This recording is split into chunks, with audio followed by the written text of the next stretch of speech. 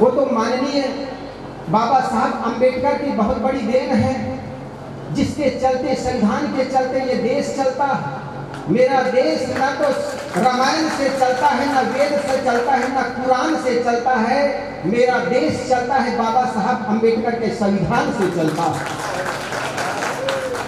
जिस महापुरुष ने 33 डिग्रियां लेकर के सुंदर संविधान का निर्माण किया, 8वीं फैल गधा आदमी कहता है ये संविधान गलत है, और वो सोचता है हमारा मनुस्मृति पुनः लागू होनी चाहिए। कैसी व्यवस्था रही है। उनके महापुरुष को एक अवसर मिला संविधान बनाने का, तो उन्होंने लिखा नारी और शूद्रों पर शिक्षा का अधिकार नहीं। उनको अवसर मिला संविधान बनाने का, तो ऐसे संविधान बनाकर रख दिया जिससे दबी कुचले समाज दबते चले गए। हमारे महापुरुषों को संविधान बनाने का अवसर मिला, उन्होंने कहा मानव समान है, स्त्री पुरुष में कोई भेद नहीं है, शिक्षा सबका जन्मजात अधिकार है।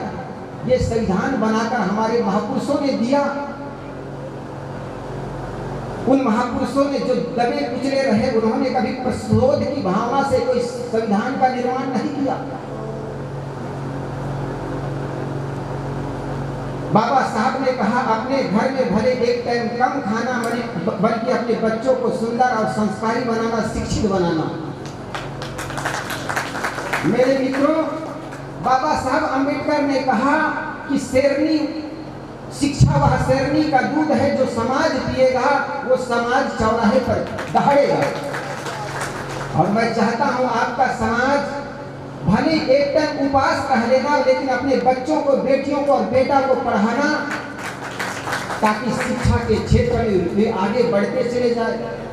तथा कथित पंडितों के चक्कर में मत पड़ना। ये अंधविश्वास आपके घर में भरते चले जाएंगे। और ये अंधविश्वास कैसे भरते हैं बताऊं। ये घर में एक भाई के घर केवल एक ही भैंस थी, उनका एक ही लड़का था। भैंस रोज के 5 लीटर दूध देती, उनका गुजारा चलता था। बेचारा दूध बेच आता, और जब दूध बेच करके आता तो उसका जीवन गुजारा बड़े आनंद से चलता। एक दिन पंडित की दृष्टि पड़ गई। पंडित ने देखा यार जजमान के घर एक भैंस है, रोज के 5 लीटर दूध देती। मैं सुबह सुबह दूध के लिए तरस जाता हूँ, कहीं चलता हूँ तो दूध मिलता नहीं, तो क्यों ना इस जजमान का भैंस मेरे पास आ जाए, ऐसे कोई युक्ति खोजूं। तो पंडित बड़े चालबाज होते हैं, चालाक तो होते ही, जन्मजात शिक्षा उनके हाथों पर रहा। वो जो चाहे लिख दिए, जो चाहे समाज के बीच ईश्वर के नाम पर लागू करके चले गए।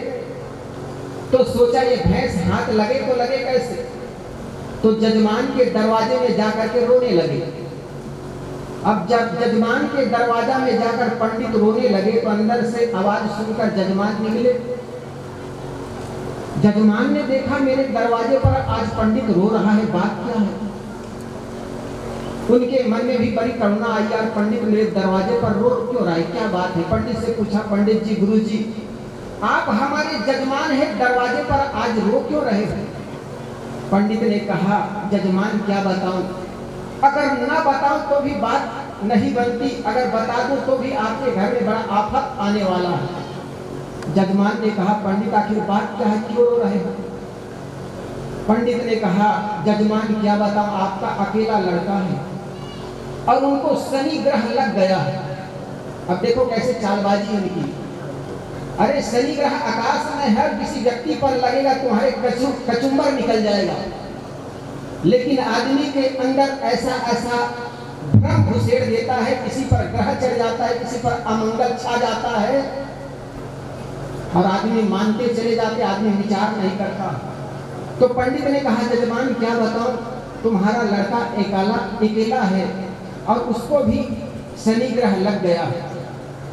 तो जजमान ने कहा, शनि ग्रह लग गए तो इसको तोड़ने का कोई रास्ता तो होगा, कोई रास्ता है।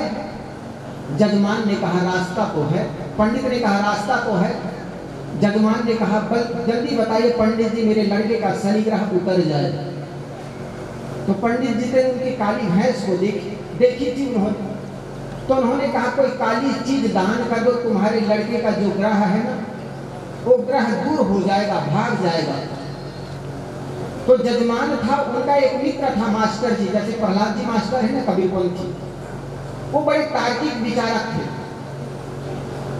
जजमान चले गए मास्टर के पास। मास्टर से कहने लगा, मास्टर जी बड़े सौभाग्य से आज पंडित जी मेरे घर में आकर के बताए कि मेरे लड़के को ग्रह लग गया है और उन्होंने कोई काली चीज का दान करने के लिए कहा है।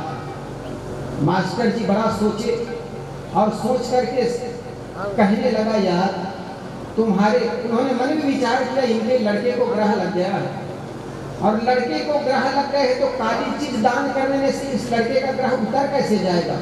कबीरपंथी था, विचारक था। फिर सोचता है, अगर ये काम करने से मना करता हूँ और लड़का कहीं इस्तीफाक से मर ही जाए तो सारे बदली मेरे पर आ जाएगा, सारे बदनामी मुझ पर आ जाएगा।